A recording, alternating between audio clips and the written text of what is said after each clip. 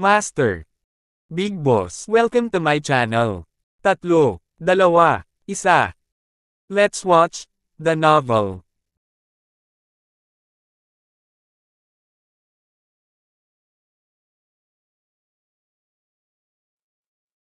Pag-atake sa eskinita. Drake Hendricks. C-61, C-65. At Master Big Boss. Gayunpaman, sa loob ng BMW, hindi na malaya ni Aaron Jackson na may naghihintay sa kanila. Boss Potter. Pagkasakay niya sa kotse ay agad niyang kinuha ang phone niya at tinawagan si Stanislaus Potter. Sa kotse, nakipag-usap na siya kay Drake Hendricks at alam niya ang kasalukuyang sitwasyon. Dahil ang pamilya Potter ay nagnanais na maghanap ng gulo, nagpa siya siyang mangolekta muna ng ilang interes. Sino ito? Isang malalim at medyo may edad na boses ng lalaki ang nagmula sa kabilang dulo ng telepono. Ako si Aaron Jackson. Ang iyong mahal na anak ay nasa aking mga kamay ngayon. Iniisip ko kung magkano ang handang bayaran ni Boss Potter. Aaron Jackson. Aaron Jackson. Nang marinig ang boses ni Aaron Jackson, tila nabigla si Stanislaus Potter. Ang reputasyon ni Aaron Jackson ay kilala sa buong Five River Province. Ngunit paano niya nagawang masaktan ang salot na ito? Aaron Jackson, ang aking Potter family ay walang sama ng loob sa iyo, bakit mo ito gagawin?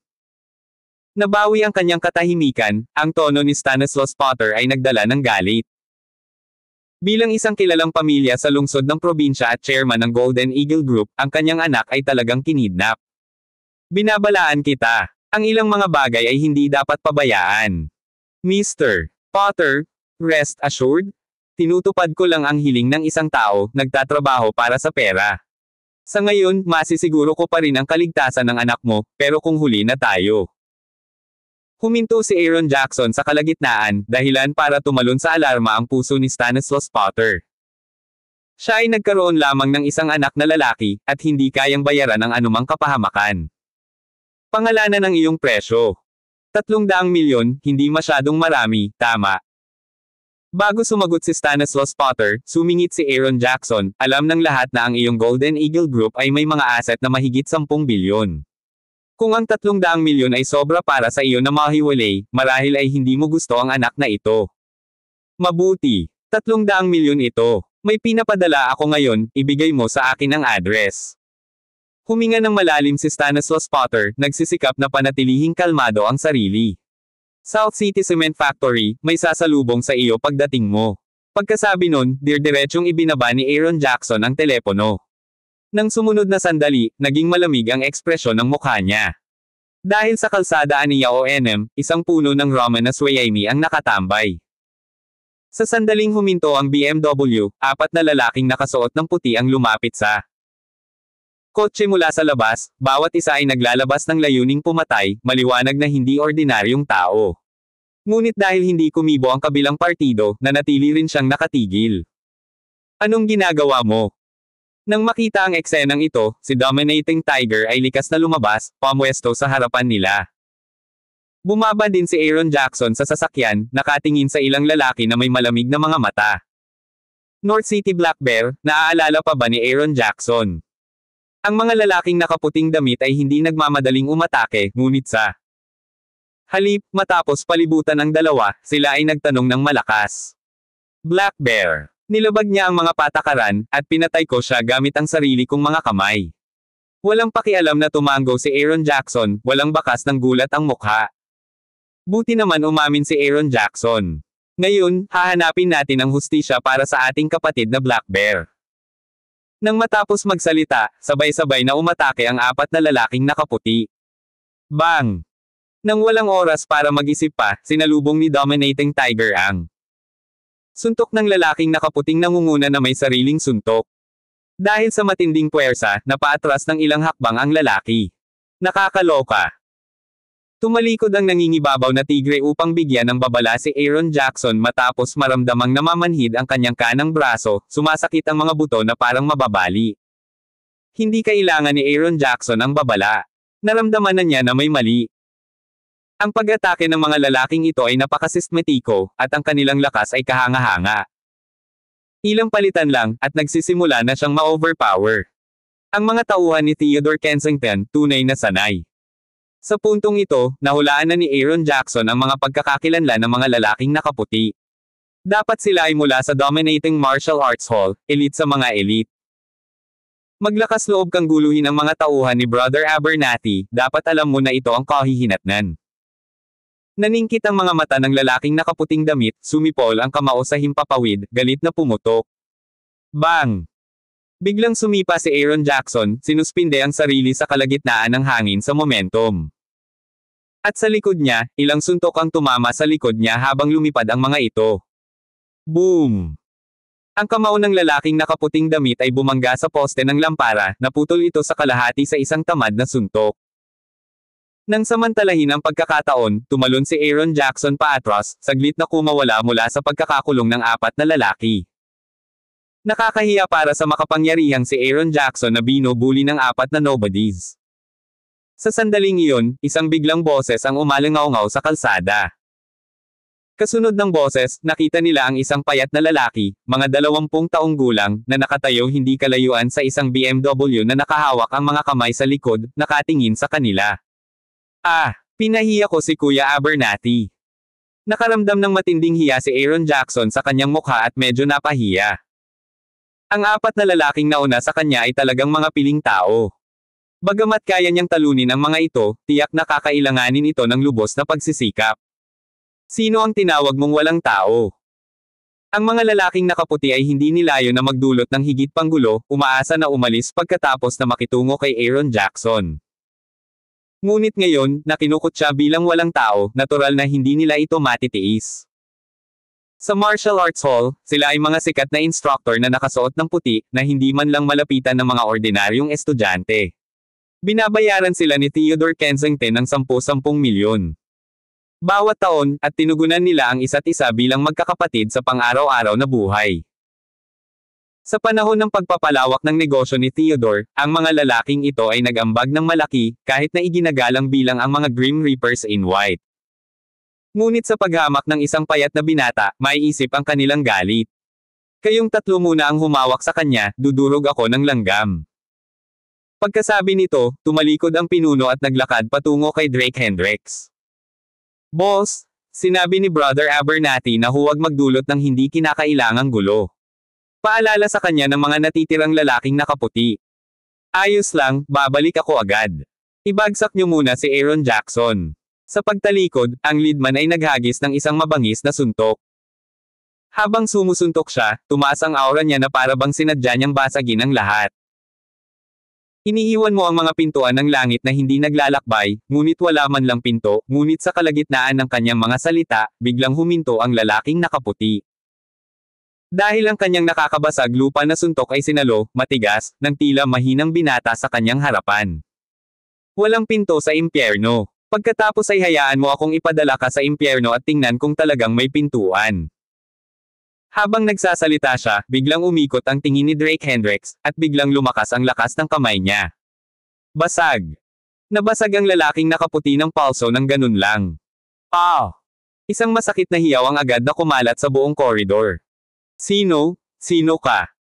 Napuno ng takot ang mga mata ng lalaki habang ang mukha nito ay namimilipit sa matinding paghihirap.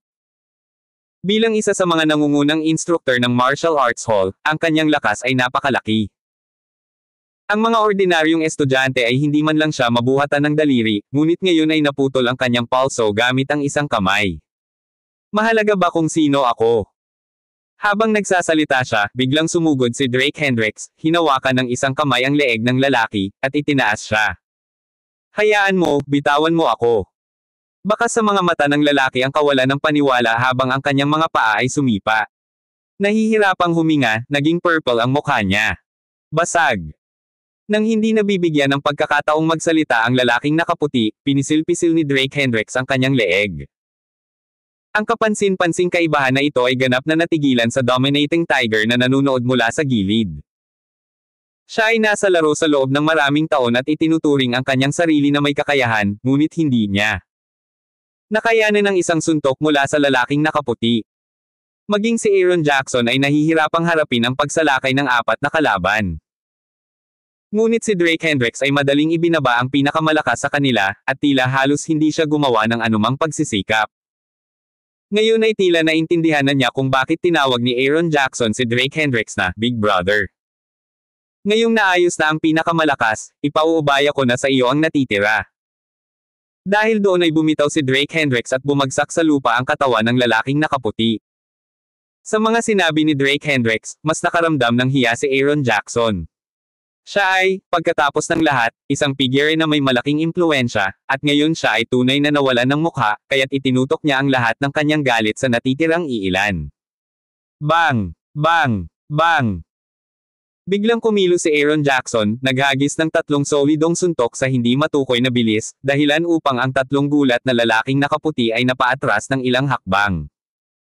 Ngayon, paano pa kayang lumaban ang mga lalaking nakaputi? Ang kanilang nag-iisang pangunahing instructor ay napatay, na walang iniwang pagkakataong manalo para sa 3 natitirang instructor. Kapag ang takot ay pumasok sa puso ng isang tao, ang kanilang lakas ay nababawasan ng malaki. Ilang sandali ang nakalipas ay naging pantay ang laban, ngunit ngayon ay naging ganap na isang panig ang sitwasyon. Si Aaron Jackson, kasama ang lahat ng kanyang galit, ay pinakawalan ito sa sandaling iyon. Di nagtagal, ang 3 lalaki ay binugbog hanggang sa isang pulpol at nahiga sa lupa na umuungol sa matinding paghihirap. Maliwanag, hindi plano ni Aaron Jackson na pakawalan sila. Sa 2 suntok, binasag niya ang lalamunan ng 2 lalaking nakaputi. Salamat sa pakikinig kay Master Big Boss Channel. Kung maglakas loob kang hawakan kami, hinding-hindi ka pababayaan ni Brother Abernathy. Ang huling lalaking nakaputi ay nanginginig na parang nakita niya ang Grim Reaper, ang kanyang katawan ay likas na umaatres. Baka sa kanyang mga mata ang takot, walang katapusang takot. Pagkatapos ay hayaan siyang dumating. Gamit ang isang paa, humakbang pababa si Aaron Jackson, nabali ang kanyang leeg. Damn it! Sa isang Audi na hindi kalayuan sa kalye. Umungol si Theodore Kensington, dinudurog ang earpiece hanggang maging alikabok. Nag-install siya ng mga miniature listening device sa 4 na trainer. Lahat. Nang nangyari sa loob, alam niya tulad ng likod ng kanyang kamay mula sa loob ng sasakyan. Ito ang karanasang naipon niya sa paglipas ng mga taon sa lansangan. Aaron Jackson. Tingnan natin ang tungkol dyan. Bumaba si Queens Kensington sa driver's seat, tumingin sa malayong BMW na may dugong mga mata, at hinampas ang accelerator. Ang timog ng lungsod ay ang pinakarundaw na bahagi ng Morelos City, na orihinal na isang nayon sa loob ng lungsod. Nang maglaon, lumipat ang lahat ng residente sa lungsod. Bilang isang resulta, ito ay naging desyerto, at sa kamakailang pagtulak para sa pangangalaga sa kapaligiran, maraming mga polluting kumpanya ang naimbestigahan. Ang mga kumpanyang tulad ng mga pabrika ng semento na lumabag sa mga regulasyon ay hindi maiiwasang makatakas at inabandona na mula noon. Dahil napakalayo nito sa sentro ng lungsod, walang nabuong komunidad o industriya dito, at mabilis itong naging kaparangan na tinutubuan ng mga damo. Pagkababa ng sasakyan, pumasok si Aaron Jackson, kasama sina Drake Hendricks at Dominating Tiger, sa sira-sirang pabrika ng semento. Dahil matagal nang walang tao dito, ang damo ay tumaas pa kaysa sa tao, at ang lupa ay nagkalat ng basura, na naglalabas ng mabahong baho. Dagdag pa, dahil sa polusyon ng kemikal, mas kaunti ang mga damo, na naiwan lamang sa isang maluwang na bodega. Orihinal na ginamit para sa pag-iimbak ng semento, ang bodega na ito ay walang laman mula nang tumigil ang paggawa ng pabrika. Hindi nagtagal, dahan-daang nagmaneho ang isang Maybach hanggang sa pasukan ng planta ng semento. Hindi nagmamadaling huminto ang sasakyan bagkus ay umikot sa paligid, na nagpapatunay na walang tao sa paligid. Bago dahan-daang tumungo sa lugar ng pabrika. Pagdating sa lugar kung saan napakataas ng mga damo, tuluyang huminto ang sasakyan. Nang bumukas ang pinto ng kotse, lumabas ang isang mabagsik na lalaki. Bagamat ang kotseng ito ay pagmamayari ni Stanislaus Potter, ang lalaking nakaupo sa loob ay ang steward ng pamilya Potter, si Harlan Potter. Sa regular na batayan, pinangasiwaan ni Harlan Potter ang lahat ng mga bagay para sa pamilyang Potter, tinawag pa siya ng ilan na anino ni Stanislaus Potter. Dapat ba tayong magsimula ng direkta? Habang nasa daan, mahinang nagtanong ang ilang pamilyang Potter. Sila ang mga piling tao ng mga piling tao, na may hawak na napakataas na posisyon sa mga bodyguard. I-play ito sa pamamagitan ng tainga, ngunit ang pangunahing layunin ay upang matiyak ang kaligtasan ng young master. Paalisin mo na lang ang Young Master, at patayin ang iba kapag nakikita mo. Niluwagan ni Harlan Potter ang kurbata sa kanyang leeg, baka sa kanyang mga mata ang pagmamataas. Bilang isang dating operatiba ng mga espesyal na puwersa, ang kanyang lakas sa pakikipaglaban ay kahanga-hanga. Sa paglipas ng mga taon na nagtatrabaho para kay Stanislaus Potter, napagtagumpayan niya ang hindi mabilang na mga pagtatangka sa pagpatay at inalis ang maraming kakumpetensya para sa pamilyang Potter. Masasabing kung wala si Harlan Potter, walang pamilyang Potter ngayon. Noong umagang iyon, nakatanggap siya ng balita na si Kwame Potter ay kinidnap, na may malaking ransom na hinihingi. Matapos makuha ang address, direktang dinala ni Harlan Potter ang mga tao sa McCliff Group. Ding-a-ling. Sa pagkakataong iyon, biglang nag-ring ang phone niya. Sir, nakarating na po ako sa McCliff Group. Harlan, tiyakin ang kaligtasan ni Kwame sa lahat ng mga gastos, at kung ito ay dumating dito, babayaran namin ang pera. Sa telepono, ang boses ni Stanislaus Potter ay nagdadala ng pagkabalisa. Siya ay nagkaroon lamang ng isang anak na lalaki at hindi maaaring tiisin ang anumang mga sakuna. Magtiwala ka, Ginoo, walang sinumang naiwan sa ilalim ng aking relo. Ginagarantiya ko sa iyo, ililigtas ko ang Young Master. At siya nga pala, babuliin ko ang leeg ng gang ng mga kidnapper na yan. Panipi. Malamig na wika ni Harlan Potter, puno ng panghahamak ang kanyang tingin. Ang kanyang kakilakilabot na lakas ay nagbigay sa kanya ng karapatang ipagmalaki. Naniniwala ako sa iyo. Pagkatapos bigkasan ng mga salitang iyon, ibinaba ni Stanislaus Potter ang telepono. Pinagkatiwalaan niya ang steward ng pamilyang Potter para magawa ang mga bagay-bagay. Hindi ba talaga natin kailangang maghanda ng Plan B? Mahinang tanong ng isa niyang kampon. Sa diksyonaryo ng Harlan Potter, mayroon lamang tagumpay. Wala nang salita, sundin mo ang utos ko. Isang malabong ngiti ang lumitaw sa sulok ng mga labi ni Harlan, na para bang hindi niya iniisip na ipadala ang mga taong ito sa kanilang huling paglalakbay dahil hinahanap nila ang kanilang sariling kamatayan. Hindi nagtagal at nakita nila ang isang lalaki na nakatayo sa pabrika ng semento. Mga taong pamilya ng Potter. Ang nangingibabaw na tigre, na nakatingin sa papalapit na Harlan at sa kanyang grupo, malakas na tanong. Tama, nasa iyong mga kamay ba si Kwame Potter? Ngayon, nakasuot si Harlan ng puting suit na may pulang kurbata. Ito ang mga damit na lagi niyang isinusuot kapag pumatay siya ng mga tao, ang puti na sumisimbolo sa kamatayan at ang pula na sumisimbolo sa buhay. Dahil dito, medyo kakaiba at masama ang tingin niya. Sa kanyang unang bahagi ng 30s, si Harlan ay nagtataglay ng pagiging matatag at kalmado na hindi karaniwan para sa kanyang edad. Nagdala ka ba ng pantubos? Naramdaman ng pagtitig ni Harlan, naramdaman ni Dominating Tiger ang nanlalamig na lamig sa kanyang puso, na parang may kutsilyong nakahawak sa kanyang lalamunan. Kailangan kong kumpirmahin na ligtas at maayos siya bago ilipat ang pera sa iyo. Ang ganitong malaking halaga ay maaari lamang ilipat sa elektron-ikong paraan. Tumalikod si Harlan sa kanila, tahimik na naningkit ang mga mata. Ito ang kanyang signature move, sabay pikit ng mata, siguradong damanak ang dugo. Pumasok ka. Pinunasan ng nangingibabaw na tiger ang malamig na pawis sa kanyang noo at tumalikod upang maglakad papunta sa bodega. Palibhas ay dumaan sa buhay at kamatayang pakikibaka ng underworld sa napakaraming taon at pagtakas sa maraming malapit na tawag, hindi pa siya naging kasing takot gaya ngayon. Ang titig at presensya ng isa ay tila lalamunan siya ng buo. Hindi nagtagal, pinangunahan ni Harlan ang kanyang grupo papasok sa bodega. Maluwag ang bodega, na ginamit noon para sa pag-iimbak ng semento. Sa sandaling ito, ang mukha ni Kwame Potter ay puno ng dugo, ang kanyang ulo ay nakalaylay habang siya ay nakatali sa isang upuan. Nakatayo sa magkabilang gilid niya sina Aaron Jackson at Drake Hendricks. Naglalaro ka ng apoy. Nang makita ang sorry ni Kwame, kinuyam ng mahigpit ni Harlan ang kanyang mga kamao, agad na nagdilim ang kanyang mukha.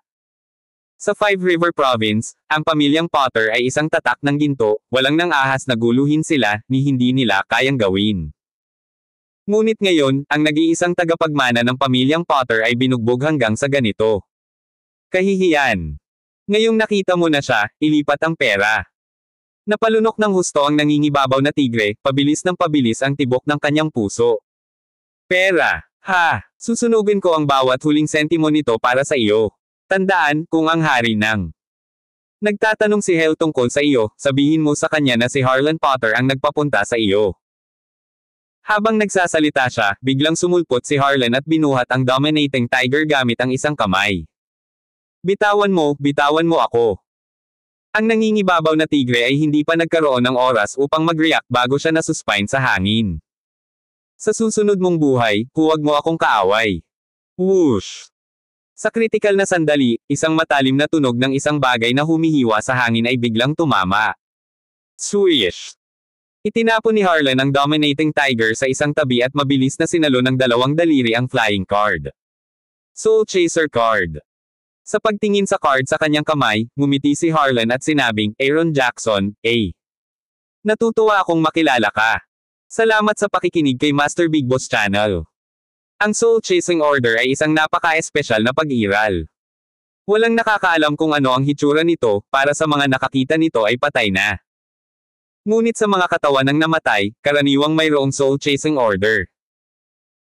Noong unang dumating si Aaron Jackson sa Morelos City, nagpasya siyang gamitin ang agresibo at nakakatakot na diskarte na ito para mabilis na mapalawak ang kanyang negosyo. Noon unang nakilala sa mundo ang Soul Chasing Order. Sa sandaling makuha niya ang card, alam niyang nasa malapit si Aaron Jackson. Sabi nila walang nabubuhay ang sinumang nakakuha ng Soul Chasing Order. Tiningnan ni Harlan Potter ang card sa kanyang kamay, ngumiti, at tumingin kay Aaron Jackson sa hindi kalayuan. Ang mga ordinaryong tao ay natakot nang makita ang Soul Chasing Order, ngunit siya ay kalmado hanggat maaari, nakangiti. Sa katunayan, totoo iyon. Tumango si Aaron Jackson, nakangiting ganti. Ang nangingibabaw na tigre ay ang kanyang may kakayahang underling at nirango sa mga mahihirap na manlalaban ng Morelos City. Ngunit ngayon lang, sa isang round lang, nahuli ang Dominating Tiger, at ito ay isang mabilis na pagkatalo, na sapat na upang ipakita na ang bagong dating ay hindi pala kaibigan. Kaya dapat ba akong makaramdam ng karangalan na matanggap ang pagkakaibang ito mula kay Aaron Jackson? Nagkibit balikat si Harlan Potter, mukhang napaka-relax. Kailangan mong subukan at makita. Bahagyang ngumiti si Aaron Jackson, ngunit sa sumunod na sandali, sumulpot siya na parang mabangis na tigre. Bang! Nagsalpukan ng dalawang kamao na nagdulot ng isang dumadagandong na tunog. Ang reputasyon ni Aaron Jackson ay karapat-dapat, may kakayahan talaga siya. Napaatras si Harlan Potter, isang tame time na tingin ang kumikislap sa kanyang mga mata. Matagal na siyang hindi nakakatagpo ng ganoong kalaban, isa na makapagbibigay sa kanya ng magandang laban. Ang steward ng pamilyang Potter, nararapat na ipinagmamalaki ang isang mabangis na reputasyon. Pagkatapos ng maikling palitan, naramdaman din ni Aaron Jackson ang lakas ni Harlan Potter. May mga alingaw-ngaw na si Harlan Potter ay napakatigas. Ang pagkakita sa kanya ngayon ay napatunayan iyon. Ang pagharap sa dalawang malalakas na kalaban sa parehong araw ay nagpasiklab din ng espiritu ng pakikipaglaban kay Aaron Jackson. Ngayon, wala bang balak ang pamilyang Potter na magbayad ng ganitong halaga ng pera? Sa aking diksyonaryo, mayroon lamang pagkuha, hindi kailanman nagbibigay. Mayabang na sinabi ni Harlan Potter, ngayon, dalawa lang ang resulta, mamatay ka, o mabubuhay ako. Pagkasabi noon ay bigla siyang sumipa ng malakas. Ang kanyang sipa, na may dalang matalim na pagsipol, ay dumiretso kay Aaron Jackson. Basag! Nipatigilid si Aaron Jackson sa isang iglap, at nagkapira-piraso ang upo ang kinauupuan niya. Iligtas ang iyong master, ipaubaya mo sa akin ang lalaking ito. Sinulyapan ni Harlan Potter si Drake Hendricks at nagpas siyang huwag pansinin ito. Sa kanyang mga mata, ang payat na binata na ito ay hindi hihigit sa isang regular na empleyado at hindi dapat banggitin. Siya sloth nagsimulang tanggalin ang mga butones sa kanyang suit iakat. Nagpapakita ng door black shirt sa ilalim. Oo, sir. Tumango ang ilang subordinate at mabilis na tumakbo patungo kay Kwame Potter. Ngayon, ang kanilang pangunahing misyon ay iligtas ng ligtas si Young Master Potter. Kung tungkol sa buhay o kamatayan ni Aaron Jackson, iyon ay sariling kapakanan ni Harlan Potter. Paumanhin, kailangan kong gumamit ng banyo. Habang sumusugod ang mga lalaki sa harapan niya, tumayo si Drake Hendricks, handa nang umalis. Sinusubukang umalis. Walang aalis ng buhay ngayon. Ang Potter family people ay nanunuya at inabot upang harangan ang daan ni Drake Hendricks. Sa kanilang pananaw, halatang natakot ang empleyado ni Aaron Jackson at ngayon ay sinusubukang tumakas. Ngunit posible ba iyon? Matapos niyang bugbugin si Young Master Potter ng ganoon, naisip pa rin niyang makakaalis siya ng buhay. Paumanhin, kailangan ko talagang umalis saglit. Nagsalita si Drake Hendricks sa tono ng paghingi ng tawad. Ha, gumapang ka sa ilalim ng mga paa ko. Ilang Potter family people ang nagpunta upang kumalas ang mga tali sa paligid ng Kwame Potter, habang ang isa ay nanatili upang paglaruan si Drake Hendricks. Habang si Aaron Jackson ay nakakulong sa isang malapit na pakikipaglaban kay Harlan Potter, matagumpay na nilang nailigtas si Kwame Potter, kaya ang pakikipaglaro sa isang empleyado ng Aaron Jackson ay tila hindi gaanong. Sobra na iyon. Sa pagharap sa hindi makatwirang hiling ng lalaki, nagdilim ang mukha ni Drake Hendricks. Sobra. Halika at suntukin mo ako. Humagalpak ng tawa ang lalaki pagkatapos magsalita, ang pag-aakalang ang pagpatay kay Drake Hendricks ay kasing simple ng pagpiga ng langgam. Nagsanay sila sa Harlan Potter araw-araw, na bumubuo ng mga makabuluhang kasanayan. Kahit na humarap sa 5 o 6 na kalaban, kakayanin nila ito ng madali. Bang!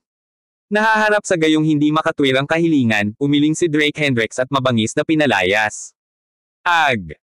Ang sipa na ito ay marahas na dumapo sa singit ng lalaki, na nagpaikot-ikot sa kanyang mukha sa matinding paghihirap.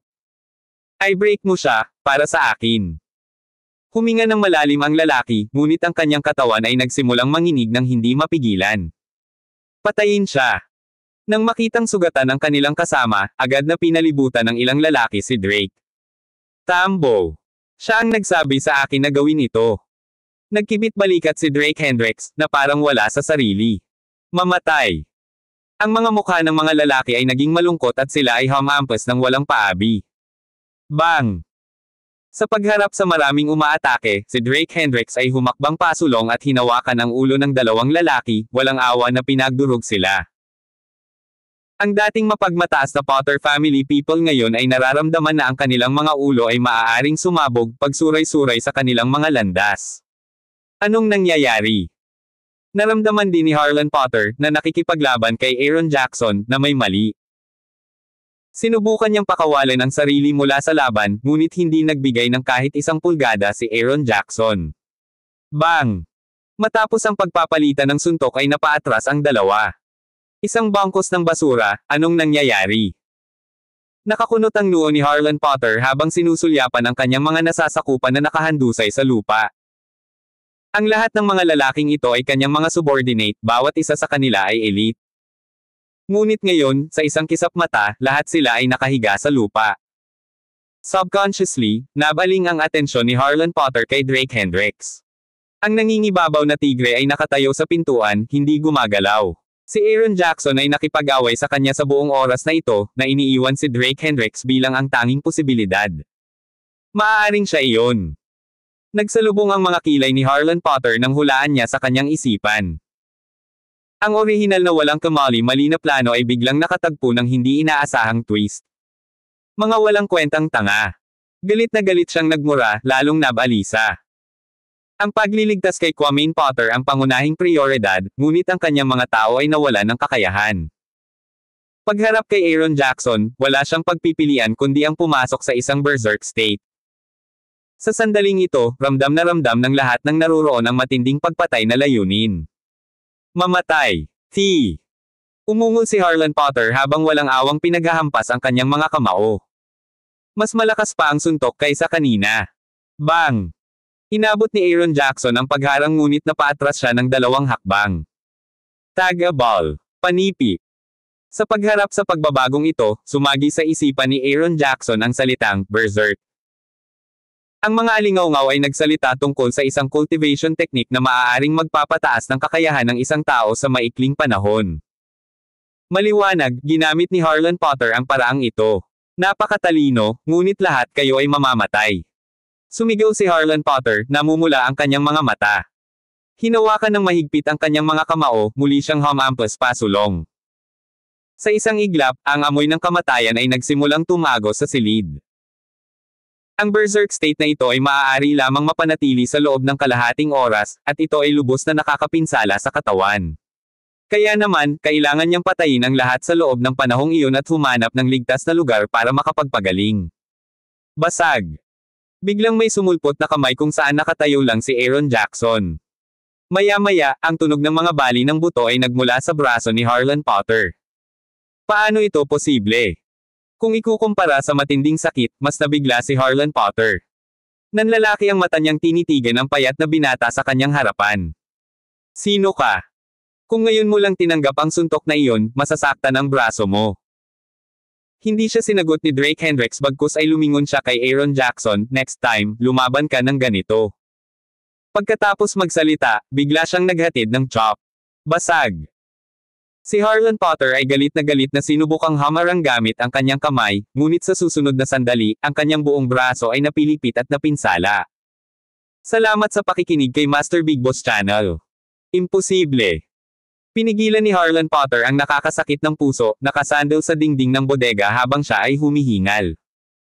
Walang sino man ang nakatalo sa kanya sa isang baliw na estado, hindi kailanman. Sa kasamaang palad, nangyari ito.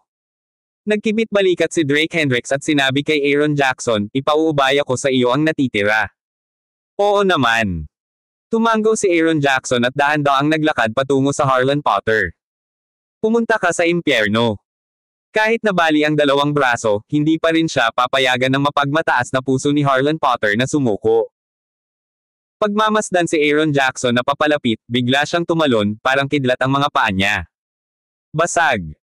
Sa pagharap sa desperadong pag-atake na ito, sinalubong lang ito ni Aaron Jackson at tinadtad ng kanyang palad.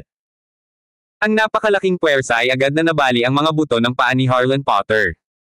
Thud. Bumagsak si Harlan Potter sa lupa na may malalaking butil ng pawis na namumuo sa kanyang noo.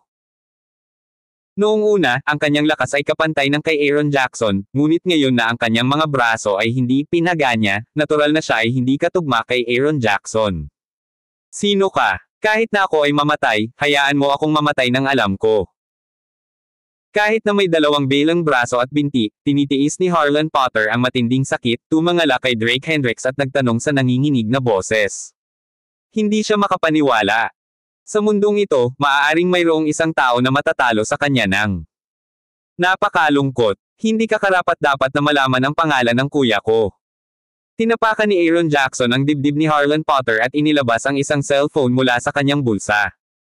Mukhang na-double lang ang ransom. Siya, si Stanislaus Potter, dapat magpasalamat.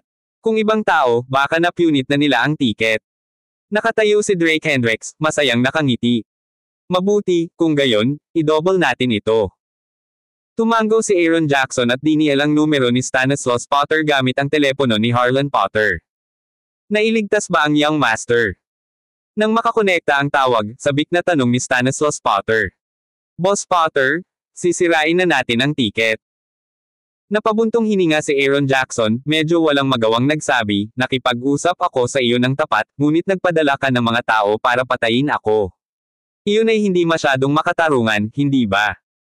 Pagkatapos ng maikling katahimikan sa kabilang dulo, ang boses ni Stanislaus Potter ay naging mas balisa, Aaron Jackson, money is negotiable.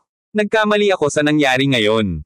Pangalanan ng iyong mga termino, ako, si Stanislaus Potter, ginagarantiyahan sa aking personal na reputasyon na hindi na ako maglalaro pa. Siya ay nagkaroon lamang ng isang anak na lalaki at hindi kayang bayaran ang anumang mga slip-up. Na parang natatakot na hindi maniwala sa kanya si Aaron Jackson, idinagdag niya, please give me your account number, at sa loob ng paghinto ng isang oras, siguradong ililipat ko ang pera sa iyong account. Please, dapat maniwala ka sa akin.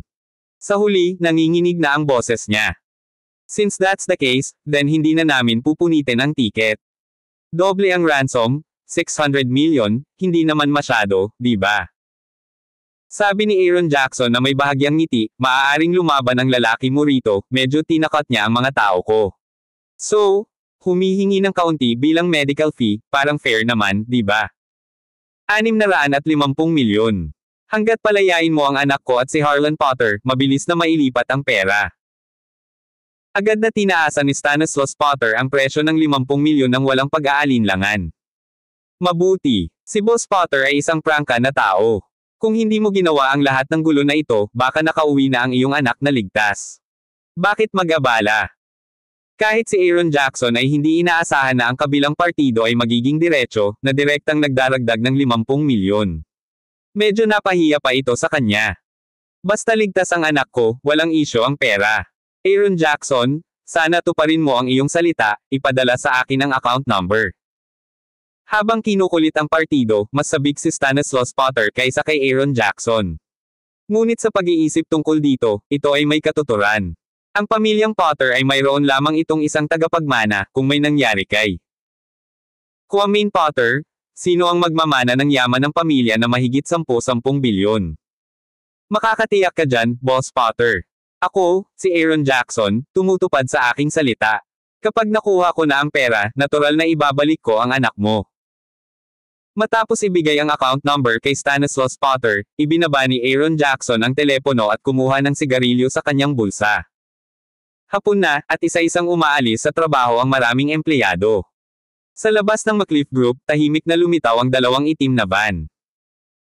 Sa loob ng mga van, isang grupo ng blonde-haired at blue-eyed foreign men ang nakaupo sa mga upuan, matamang nakatingin sa main entrance ng grupo. Bawat isa sa kanila ay may mabangis na hangarin sa pagpatay, na may malamig na liwanag na kumikislap sa kanilang mga mag-aaral, malinaw na ang mga desperado ng mga napapahamak na kapalaran. Hindi nagtagal, lumabas si Aurelia McCliff sa main entrance. Pagkapasok niya sa Rolls-Royce, dahan-daang sumunod sa likuran ng dalawang itim na van. Sa buong paglalakbay, napanatili ng mga van ang tamang distansya mula sa Rolls-Royce, hindi madaling makita o madaling mawala. Hanggang sa lumiko ang magkabilang sasakyan sa isang eskinita ay biglang bumilis ang isa sa mga van at saka huminto sa gilid sa harap ng Rolls-Royce. Sa pagharap sa biglaang sitwasyon, si Aurelia McCliff ay likas na humampas sa preno. Tili. Sa tunog ng mga gulong na nadulas sa ibabaw ng kalsada, huminto ang Rolls-Royce sa pagitan ng dalawang van. Kasabay nito, ilang dayuhang lalaki ang bumaba sa mga van. Hindi na kailangang mag-isip ni Aurelia McCliff upang malaman na siya ay kinikidnap. Sasampa na sana siya sa accelerator nang mabasag ang bintana sa tabi niya. Oh, dear beauty, my apologies for frightening you, nakangising sabi ng isa sa mga dayuhang lalaki habang papasok sa sasakyan at binuksan ang pinto mula sa loob. Frank, let's talk. Tapusin mo agad ang trabaho. Ang kanyang kasama ay malinaw na hindi nasiyahan at walang pakundangan na hinaila si Aurelia McCliff mula sa upuan sa pagmamaneho, itinulak siya patungo sa van. Mag-ingat ka. Noon lang, ang lalaki na tinatawag na mga parusa ni Frank ay nagkontrata ng husto. At siya bigla, nakayuko. Whoosh! 3 plum blossom darts ang dumaan sa kanyang katawan at naka-embed sa dingding ng eskinita. Ang pader, na gawa sa marmol, ay nabasag sa epekto ng mga darts. Eric, kunin mo sila at umalis ka na. Ipaubaya mo sa akin ang iba. Isang malamig na liwanag ang sumilay sa mga mata ni Frank habang siya ay ganap na galit sa palihim na pag-atake. Okay. Hinampis ni Eric ng palad si Aurelia McCliff sa leeg na ikinatumba nito bago siya inihagis sa van. Huwag magtagal sa labanan. Pagkatapos magbigay ng ilang mga tagubilin, pinaandar na niya ang van, naghahanda ng umalis. Whoosh! Noon lang, 2 plum blossom darts ang bumaril, tumago sa harap ng windshield ng van. Parang mabangis na hayop, mabilis na tumalikod si Eric. Ang darts ay dumaan sa kanyang mukha, nag-iwan ng 2 dagwang guhit sa pisngi ni Eric. Nang malaman ang lokasyon ng kanilang kalaban, si Frank at ilang mga dayuhang lalaki ay sumugod. Whoosh! Sa pagkakataong ito, 12 ng plum blossom darts ang umulan na parang agos, na tumusok sa 2 dayuhang lalaki sa harapan. Paul, Anthony.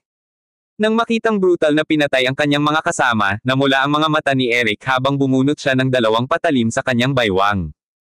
Lumabas ka! Siya ay tingal, flinched kanyang mga armas pasulong sa lahat ng kanyang lakas. Klang! Klang! Sa tunog ng pag-aaway ng bakal, 2 babae ang lumitaw sa eskinita. Sino ka? Bakit mo pinatay ang mga kasama ko? Nakaharap sa 2 silangang babae na nakasuot ng dilaw na tracksuit, malamig ang tingin ni Frank. Ang mga taong ito ay magkasamang dumaan sa buhay at kamatayan, kasing lapit ng magkapatid. Ngunit ngayon, 2 sa kanila ay tuluyan ng nahiwalay sa kanilang mga kasama. Bilang pinuno ng squad ng Blood Canyon, napuno ng galit ang buong pagkatao ni Frank. Bitawan mo ang babae sa van, kung hindi, mamamatay kayong lahat. Itinuro ng babaeng nakadilaw ang van kung nasaan si Aurelia McCliff, parang nagyayelong tono. Kung gayon, ilibing mo ang aking mga kapatid kasama mo. Nagdilim ang ekspresyon ni Frank, at biglang may lumitaw na matalim na kutsilyo sa kanyang kamay. Salamat sa pakikinig kay Master Big Boss Channel. Sa pagkakataong ito, sa ilalim ng pagpapakilala ng Ironhoof, tahimik silang nagpunta rito para makipag-usap sa pamilya ng Brandon ng Moreles City. Ngunit ang ikinadismaya ng lahat ay nabigo sila sa kanilang unang pagtatangka. Nabigo pa silang maisakatuparan ang nakaplanong script ng post-drinking car accident. Ngayon, pangalawang pagtatangka na nila, at ang target ay mang-kidnap ng babae. Gayunpaman, ang isang gawain na tila napakasimple ay nauwi sa gastos ng dalawang miyembro. Bilang pinuno ng pangkat, napakasama ng kalooban ni Frank. Survival of the fittest. Ang dalawang babaeng nakadilaw ay bawat isa ay tumawid sa isang hiwalay na landas, ang kanilang mga mukha ay nagpapakita ng seryosong ekspresyon.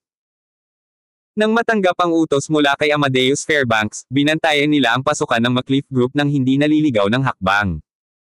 Ngunit bigo pa rin silang mahulaan ang pangyayari. At base sa kanilang karanasan, ang mga kalaban ay isang napakalakas na grupo ng mga martial artist. Ang pamumuhay sa gilid ng kamatayan sa buong taon ay naging napakasensitibo nila sa gayong mga mandirigma. Sa gayon, pareho silang inilabas ang lahat ng kanilang lakas, hindi nangangahas na maging pabaya kahit kay Titing. Brian, Tony, Kevin, kayong tatlo sa kaliwang bahagi. Eric, ibaba mo na iyon at tulungan mo akong tapusin siya. Napagtanto na ni Frank na nang hindi tinatanggal ang dalawang babaeng taga-silangan na ito, hindi sila magkakaroon ng pagkakataong umalis. 0K. Tumango ang ilan sa kanila at mabilis na pumunta sa kani-kanilang mga kalaban. Walang putol ang kanilang pagtutulungan, at hindi nagtagal ay nakipag-away sila sa dalawang babaeng nakadilaw. Pagkatapos ng lahat, wala silang kalamangan sa mga numero, at sa pagharap sa profesional na Shadow Warriors, ang dalawang babaeng nakadilaw ay unti-unting nahulog sa depensa ba. Si Frank at ang iba ay hindi nagmamadali. Nilalayo nilang ubusin ang tibay ng kababaihan ng paunti-unti, na hindi nag-iiwan ng pagkakataon para sa kanila na makabawi. Sa wakas, nagkamali ang isa sa mga babaeng lumalaban sa pinagsamang pagsisikap ni na Frank at Eric at nataman siya ni Frank sa kanyang balikat. Has! Napaatras ang babae, agad na namutla ang kanyang kutis. Kamusta ka na? Nang makitang nasugatan ang kanyang kasama, sinubukan ng ibang babae na kumawala sa pakikipaglaban upang tumulong, ngunit ang mga lalaki mula sa Blood Valley ay halatang walang balak na palayain siya. Ang sandaling ito ng distraction ay agad na naging sanhi ng kanyang pag-aalinlangan, at ang kanyang tiyan ay marahas na sinipa ni Brian. Paw! Ang babae ay gamulong paatras, isang subo ng sariwang dugo ang nagwisik sa lupa. Buwisit, ang lakas ng loob na patayin ang kapatid ko. Ngayong araw, dito ka mamamatay. Isang malamig na kislap ang sumilay sa mga mata ni Frank habang siya ay tumatakbong pasulong, ang kanyang punyal ay mabilis na lumalas pababa. Thud! Sa sandaling iyon, ang isa sa mga babae ay naghagis ng isang bagay sa lupa, at kaagad, isang ulap ng itim na usok ang tumaas sa eskinita. Huminto si Frank sa kanyang paglalakad, at nang subukan niyang ituloy, nalaman niyang wala na ang dalawa. Captain, hahabulin ba natin? Tanong ni Eric sa gilid. Ang dalawa sa kanila ay malinaw na nasugatan at hindi maaaring malayo. Asikasuhin mo muna ang trabaho. Ang dalawang ito ay may lubos na suporta, upang makatakas mula sa ating Blood Valley. Sa sandaling ibigay natin ang tao. Babalik kami para maghiganti. Naikuyom ng mahigpit ni Frank ang kanyang mga kamao, puno ng matinding puot ang kanyang mga mata. Sa aking mga kapatid, ipaghihiganti ko kayo. Lumuhad siya sa tabi ng ulo ng dalawang patay na miyembro ng koponan, gamit ang kanyang mga kamay upang ipikit ang kanilang mga mata. Hindi kalayuan sa eskinita, isa sa mga babaeng nakadilaw ang naglabas ng telepono, hindi pinansin ang sarili niyang mga sugat, at tumawag. Pavilion Master, nabigo kami, ang target ay nakuha ng isang grupo ng mga dayuhang Shadow Warriors. Anong sabi mo? Sabihin mo ulit. Pagkatapos ng maikling katahimikan sa telepono, isang dagandong ang dumating, basura. Mga tanga, bakit hindi ka nalang mamatay? Alam mo ba kung sino iyon? Nasaan na ang tao ngayon? Saan? Sagutin mo ako. Sa laban ngayon pa lang, palihim kaming nagdikit ng tracker sa kalaban. Pinapadala ko sa iyo ang signal ngayon. Nang matapos magsalita ang babaeng nakadilaw, ang kanyang mga labi ay pumulupot sa isang dampi ng pait, kung hindi dahil sa pangangailangan na mag-ulat pabalik, mas pinili namin na mamatay sa labanan. Panatilihin ang inyong mga buhay, at itama ang inyong pagkakamali sa pamamagitan ng pagtubo sa inyong sarili ng mga karapat-dapat na gawa. Sa isang dagandong, naputol ang tawag. Kasabay nito, sa isang maliit na isla sa kailaliman ng karagatan, isang nasa katanghaliang gulang na lalaki na nakadamit ng marangyang kasuotan ay dinurog ang telepono sa kanyang kamay sa galit. Pavilion Master, anong problema? Pasiga na tanong ng isang bodyguard sa gilid niya. May isang taong kumidnap sa young madam ng 10,000 Mountain Alliance, at natatakot ako na kailangan kong personal na pumunta at humingi ng tawad sa isang mapagpakumbabang regalo. Huminga ng malalim ang medyo may edad na at dahan-daang pumikit. Ano ba? Ang young master ng 10,000 Mountain Alliance ay nagpakasal na. Baka sa mukha ng bodyguard ang pagkabigla. Pavilion Master, ano ang dapat nating gawin ngayon? Nang marinig ang mga salitang 10,000 Mountain Alliance, ang kanyang tono ay medyo nabalisa. Naglagay sina Von at Apollo ng tracker, mahanap agad ang lokasyon ng target. Bumantong hininga ang nasa katanghaliang gulang na lalaki at nagsabi, sa pagkakataong ito, ako, si Amadeus Fairbanks, ay lubos na nawala ng mukha sa harap ng young master. Umiling si Amadeus Fairbanks, nakatingin sa dagat sa unahan, puno ng pait ang kanyang mukha. Pavilion Master, ang target ay tumigil sa paggalaw. Ang lokasyon ay nasa kanlurang suburb ng Morelos City, sa Hibiscus Mansion. Ang eksaktong mga coordinate ay, Villa number 7. Kinuha ng bodyguard ang isang monitor mula sa backpack at mahusay itong pinaandar. Ayon sa katalinuhan ni Von, ang kalaban na panig ay binubuo ng isang grupo ng Shadow Warriors. Panipi. Huminga ng malalim si Amadeus Fairbanks, ang kanyang mga mag-aaral ay nagliliyab sa walang katapusang lamig. Dare to make Wilson Pavilion, don't blame me for eradicated you. Shepard, alamin kaagad ang pagkakakilanlan ng mga taong ito at ilabas ang aking killing order. Pavilion Master, sigurado ka ba? Tumingin si Shepard kay Amadeus Fairbanks nang may pagdududa.